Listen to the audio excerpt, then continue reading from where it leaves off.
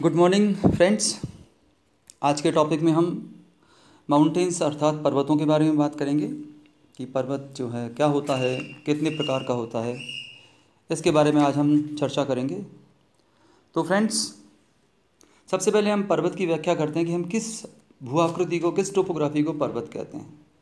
तो फ्रेंड्स, ऐसा ज्योग्राफी में ऐसा कहा जाता है कि अपनी आसपास की सतह से मिनिमम 1000 मीटर की हाइट, ऊंचाई लिए हुए ऐसी भूआकृति जिसका जो रूफ है, जिसका जो छत है, वो फनेल शेप में या कोन शेप में होता है, अर्थात उसका जो टॉप है वो फ्लैट नहीं होकर कोन शेप में होता है, शंकु आकार का होता है। ऐसी भूआकृति को हम पर्वत कहते हैं।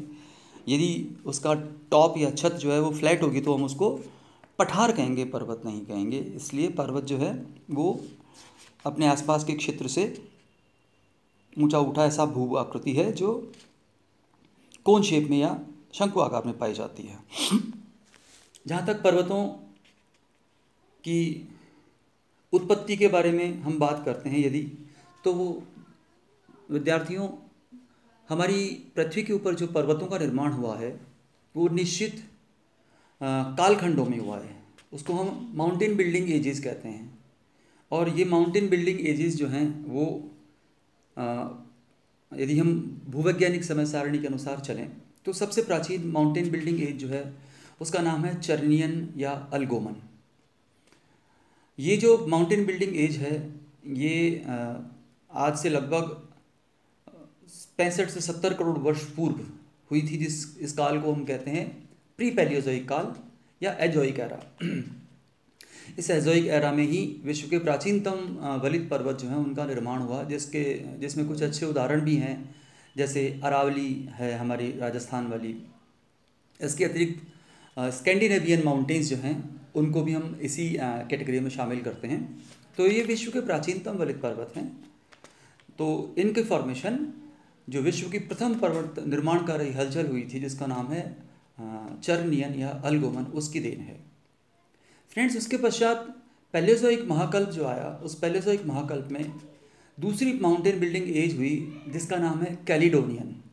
ये जो कैलिडोनियन पर्वत निर्माणकारी हलचल है, इस कैलिडोनियन पर्वत निर्माणकारी हलचल के परिणाम स्वरूप विश्व में कुछ प्रमुख पर्वतों की फॉर्मेशन हुई, जिसमें हम एक प्रमुख उदाहरण आपके सामने यदि रखना चाहें तो अपलेशियन पर्वत जो है संयुक्त राज्य अमेरिका में पूर्वी तट पर पाया जाता है, वो इसका एक अच्छा उदाहरण है।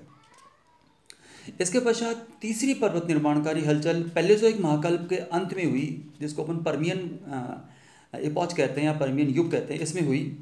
और इस वक्त जो है विश्व में हॉर्स पर्वतों का निर्माण हुआ। और इसके अच्छे अच्छे एग्जाम्पल्स हमारे सामने हैं विश्व में, जैसे यूरोप का जूरा पर्वत, यूरोप के ही वॉसेस पर्वत, यूरोप के ही ब्लैक फॉरेस्ट माउंटेन्स। ये पर्वत जो हैं इस पर्वत निर्माणकारी हलचल की देन है।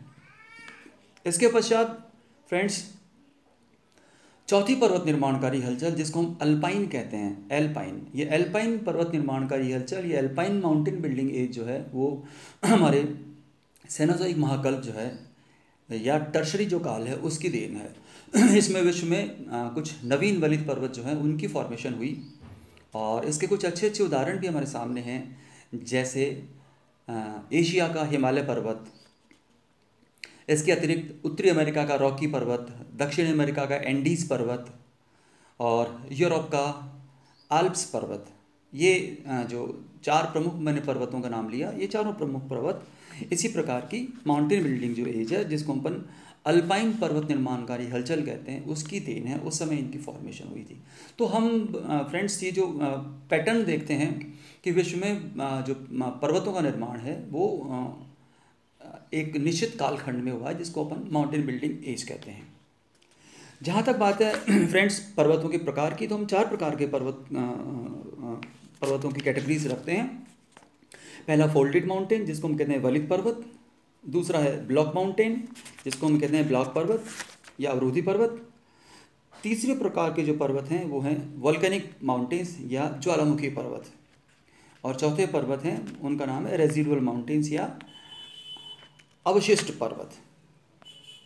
अब फ्रेंड्स ये जो स्लाइड है इसमें आप देख रहे हैं विश्व के जो कुछ प्रमुख पर्वत हैं उनको उनको दिखाया गया है, जिसमें यंग फोल्डेड माउंटेन्स जो हैं वो आपको रेड लाइन से दिखाए जा गए हैं, जबकि हर्सिनियन काल के पर्वत भी हैं इसमें। हर्सिनियन पर्वत निर्माणकारी हलचल फ्रेंड्स वही पर्वत निर्माणकारी हलचल है जो पैलेजोइक के अंत में हुई थी, और इसमें जो है जो कुछ विश्व के प्रमुख पर्वत जैसे हमने एग्जांपल दिया था, यूरोप के ब्लैक फॉरेस्ट हैं, इसके अलावा जूरा माउंटेन है, ये सब हर्सिनियन पर्वत निर्माणकारी हलचल की ही देन है।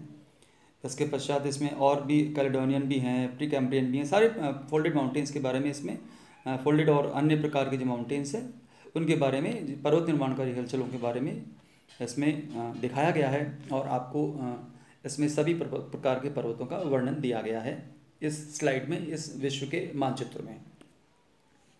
अब हम बात करते हैं फ्रेंड्स पर्वतों के प्रकार की। सबसे पहले हम बात करते हैं फोल्डेड माउंटेन्स की, इनको हम कहते हैं वलित पर्वत।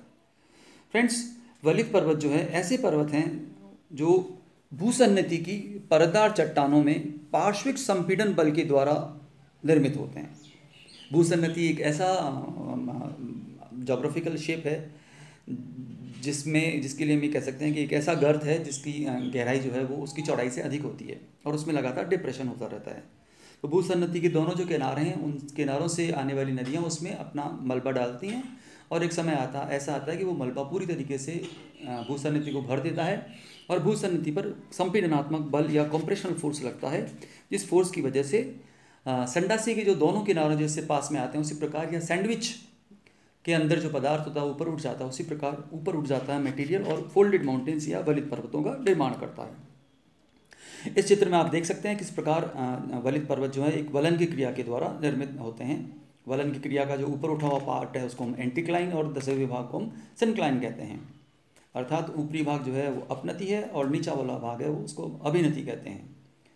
तो ये जो कंप्रेशनल फोर्स है इसके परिणाम स्वरूप ये फोल्डेड माउंटेन्स जो हैं उनका निर्माण हुआ है। फ्रेंड्स फोल्डेड माउंटेन्स जो हैं वो सामान्यतः 3 प्रकार के होते हैं, युवा वलित पर्वत, इसके अलावा परिपक्व वलित पर्वत, और तीसरे प्रकार के प्राचीन वलित पर्वत। जैसे कि हमने प्राचीन वलित पर्वतों का आपको उदाहरण बताया, अरावली है, भारत में महादेव पर्वत है, और परिपक्व जो पर्वत है मैच्योर फोल्डेड माउंटेन्स हैं उसमें कुछ एग्जाम्पल हैं जैसे पेनाइन है, अपलेशियन है, तियानशान जो है और नानशान जो है वो हैं। और सबसे युवा वलित पर्वत का उदाहरण है भारत में हिमालय पर्वत है, आल्प्स यूरोप में है, रॉकीज पर्वत उत्तरी अमेरिका में, और एंडीज पर्वत दक्षिणी अमेरिका में है। इसके पश्चात फ्रेंड्स हम दूसरे प्रकार के पर्वतों की बात करते हैं जिसको हम कहते हैं ब्लॉक माउंटेन्स या अवरोधी पर्वत।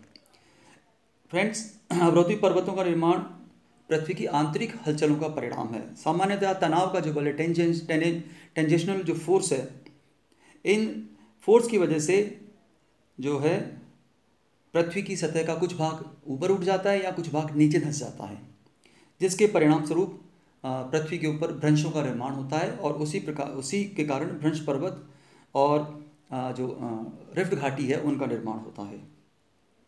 तो फ्रेंड्स भ्रंश पर्वतों के कुछ प्रमुख उदाहरण है, वॉजियस पर्वत है जो है फ्रांस में पाया जाता है, ब्लैक फॉरेस्ट जर्मनी का है, सीरा नेवादा उत्तरी अमेरिका का है, ये भ्रंश पर्वतों के उदाहरण है।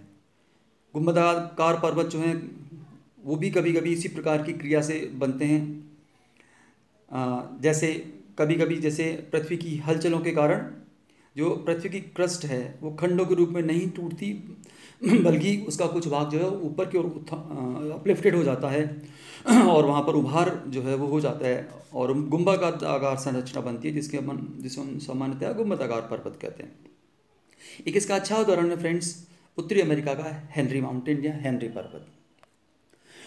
अब फ्रेंड्स हम तीसरे प्रकार के पर्वतों की बात करते हैं जिनको हम ज्वालामुखी पर्वत या माउंटेन्स ऑफ एक्यूमुलेशन अर्थात संग्रहित पर्वत कहते हैं। फ्रेंड्स ये जो ज्वालामुखी पर्वत हैं ये पर्वत ज्वालामुखी उद्गार के फलस्वरूप जो लावा चट्टानी पदार्थ राख ये सब निकलते हैं, इनके एक्यूमुलेशन से या इनके एकत्रीकरण से निर्मित होते हैं। यदि फ्रेंड्स ज्वालामुखी का लावा जो है यदि पतला होता है, तरल होता है, जिसे हम बेसाल्टिक लावा कहते हैं, तो वो लावा दूर दूर तक फैल जाता है और उससे ज्वालामुखी पठारों का निर्माण होता है। एक अच्छा उदाहरण है भारत में दक्कन ट्रैप जो है, एक बहुत ही अच्छा इसका उदाहरण है जो ज्वालामुखी पठार है। किंतु फ्रेंड्स, यदि लावा अम्लीय होता है, एसिडिक लावा होता है, वो एसिडिक लावा जो है वो अधिक चिपचिपा और गाढ़ा होता है। परिणाम स्वरूप वो लावा दूर तक नहीं फैलता, बल्कि जो ज्वालामुखी का क्रैटर होता है, मुख होता है, उसके चारों तरफ धीरे धीरे जमा इकट्ठा होने लगता है और कालांतर में एक पर्वत का या ज्वालामुखी पर्वत का निर्माण करता है। ऐसे ही पर्वत जो हैं वो ज्वालामुखी पर्वत या माउंटेन्स ऑफ एक्यूमुलेशन कहलाते हैं। बहुत अच्छे अच्छे उसके उदाहरण हैं, जैसे इक्वेडर का कोटापेक्सी है, म्यांमार का माउंट पोपा है, इटली का विसुवियस है, जापान का फ्यूजियामा ज्वालामुखी पर्वत है। तो फ्रेंड्स, जैसा कि हम जानते हैं कि ज्वालामुखी पर्वत का विस्तार और उसकी ऊंचाई जो है उसके जो अंदर लावा होता है उसकी विस्कोसिटी पर डिपेंड करता है। जैसा कि हमने बताया, यदि लावा पतला और मैफिक होगा तो पठार बनेंगे और यदि लावा फेल्सिक या सिलिसिक हुआ तो तीव्र ढाल वाले ऊंचे शंकु आकार के पर्वतों से ज्वालामुखी पर्वतों का निर्माण होता है। अंत में फ्रेंड्स, जो चौथे प्रकार के माउंटेन्स हैं उनको हम कहते हैं अवशिष्ट पर्वत या रेजिडुअल माउंटेन्स या रेलिक्ट माउंटेन्स। फ्रेंड्स, ये प्राचीन पर्वत और पठार के अवशेष हैं जो पृथ्वी के ऊपर होने वाली जो अनाच्छादन की क्रिया है, अनाच्छादन का मतलब अपर्दन और अपक्षय दोनों को संयुक्त रूप से हम अनाच्छादन कहते हैं। तो ये अनाच्छादन की क्रिया जो है, डेनुडेशन का प्रोसेस जो है, जिसको हम इंग्लिश में डेनुडेशन कहते हैं, उस प्रोसेस की वजह से घिस घिस कर नीचे हो जाते हैं। ऐसे माउंटेन्स को हम अवशिष्ट पर्वत या रेलिक्ट माउंटेन्स या रेजिडुअल माउंटेन्स कहते हैं।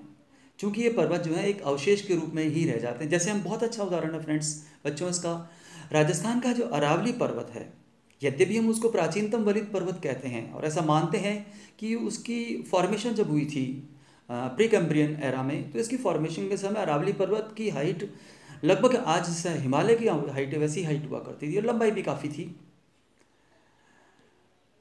लेकिन वर्तमान में अरावली की एवरेज हाइट 900 मीटर मात्र है। तो उसके ऊपर, अरावली के ऊपर जो प्रकृति के अंदर जो अनाच्छादन की क्रिया है, अपर्दन और अपक्षय है, उसने इसको काट काट कर, इसको इरोड कर करके, इसको कुतर कुतर के बिल्कुल प्लेन्स के नज़दीक ला दिया है। इसलिए आज वर्तमान में हम अरावली को एक अवशिष्ट पर्वत की संज्ञा भी देते हैं। बहुत इंपॉर्टेंट बात है फ्रेंड्स, ध्यान रखिएगा। यदि आपसे पूछा जाए कि प्रेजेंट में, वर्तमान में अरावली पर्वत किस प्रकार का पर्वत उदाहरण है, तो आप बहुत आसानी से इसका आंसर दीजिएगा कि अरावली पर्वत अब एक अवशिष्ट पर्वत ही है। यद्यपि अपनी उत्पत्ति के समय अरावली पर्वत जो है वो,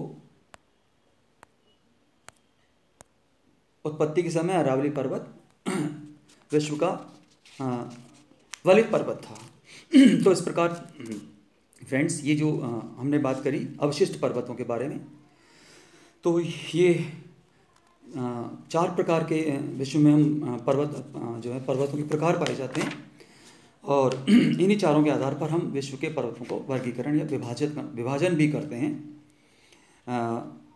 जैसे पर्वत समूह होते हैं जिसको अपन कॉर्डिलेरा कहते हैं, माउंटेन सिस्टम होता है जिसको हम पर्वत तंत्र भी कहते हैं, पर्वत प्रणाली भी कहते हैं, माउंटेन रेंज होती है जिसको हम पर्वत श्रेणी कहते हैं, जो एक ही काल में एक ही प्रक्रिया के द्वारा निर्मित होती है। यानी एक ही काल में एक ही प्रक्रिया के द्वारा निर्मित पर्वतों को हम पर्वत श्रेणी या माउंटेन रेंज कहते हैं। एक अन्य प्रकार होता है माउंटेन ग्रुप या पर्वत वर्ग। इनको हम सामान्यतः पर्वत समुदाय भी कहते हैं, जो विभिन्न पर्वतों का एक उच्च स्थल खंड होता है। इसके अलावा माउंटेन रिज या पर्वत कटक भी होता है। पर्वत कटक जो है स्थानीय वलन एवं भ्रंशन से उत्पन्न पर्वत होता है। जैसे इसका एक अच्छा उदाहरण है संयुक्त राज्य अमेरिका का ब्लू रिज माउंटेन।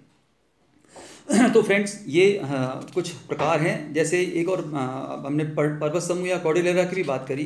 तो फ्रेंड्स, कॉर्डिलेरा के बारे में बहुत एग्जाम में बहुत प्रश्न आता है कि ये क्या होता है, इसके बारे में भी आप जान लीजिए।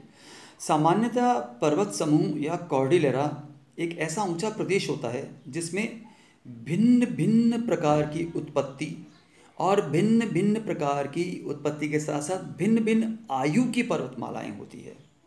ध्यान दीजिएगा, पर्वतों का प्रकार भी अलग होता है। ऐसा नहीं है कि सिर्फ वलित पर्वत ही होंगे, बल्कि उसमें वलित भी हो सकते हैं, उसमें भ्रंश पर्वत, भ्रंशोत पर्वत भी हो सकते हैं, उसमें ज्वालामुखी पर्वत भी हो सकते हैं, उसमें अवशिष्ट पर्वत भी हो सकते हैं, यानी कैटेगरीज होती हैं। लेकिन साथ ही साथ में वो अलग अलग आयु की जो हैं पर्वतमालाएं होती हैं। इसका एक बहुत अच्छा उदाहरण है संयुक्त राज्य अमेरिका में ब्रिटिश कोलंबिया और वेस्टर्न कॉर्डिलेरा। संयुक्त राज्य अमेरिका यूएसए के पश्चिमी भाग में वेस्टर्न कॉर्डिलेरा एक इसका बहुत ही अच्छा उदाहरण है फ्रेंड्स। तो फ्रेंड्स, उम्मीद है आपको आज का जो पर्वत माउंटेन्स का जो लेक्चर है, टाइप्स ऑफ माउंटेन्स, उसका वो आपको अच्छा लगा होगा। आप इस चैनल को सब्सक्राइब कीजिए और लाइक ज़रूर कीजिएगा। थैंक यू, धन्यवाद।